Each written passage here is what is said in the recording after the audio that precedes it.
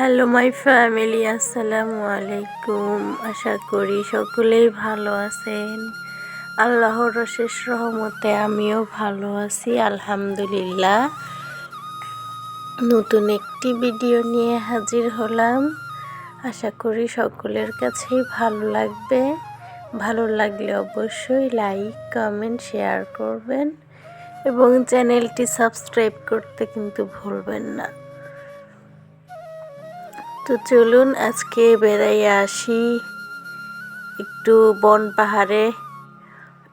তো এখানে আমি আর কি একটু বন পাহাড়ে দেখতে গেছিলাম, যদিও কোথাও স্টে করিনি, একটু ঘুরে আসছি আর কি। তো ভালোই লাগলো আর কি। লাল মাটির দেশ, এখানে লাল মাটি, মাঝখানে মাঝখানে দুই একটা ঘর বাড়ি, আবার অনেক দূর পর পর ছোট্ট একটা বাজার। তো আর কি পাহাড়িদের জীবন দেখতে ভালোই লাগে আমার। তো এখানে আর কি অনেক গাছ, এগুলো সম্ভবত নতুন লাগিয়েছে না গজাইছে আমি জানি না।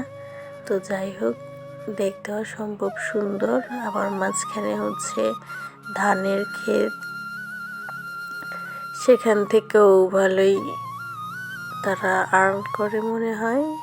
তারপরেও দেখছি তারা খেতে খামারে অনেক কাজ করে, দেখতে অসম্ভব সুন্দর।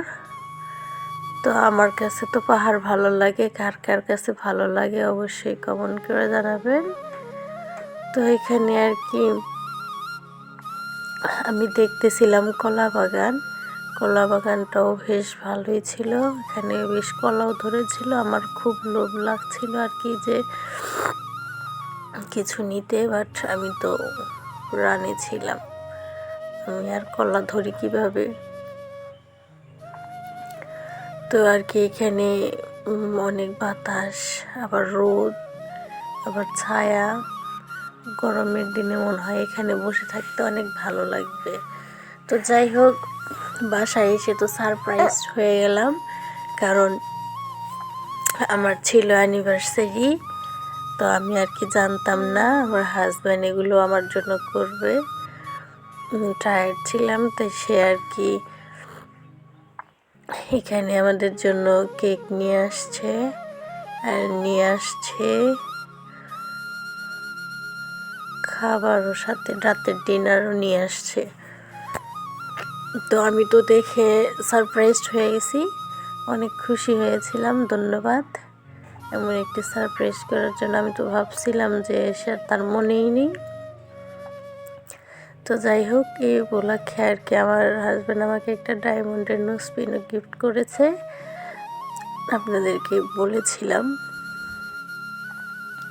তো এখানে দেখতে পাচ্ছেন আন্ডা, সাথে আছে চাউল, সাথে আছে আলু, সাথে আছে মাটন।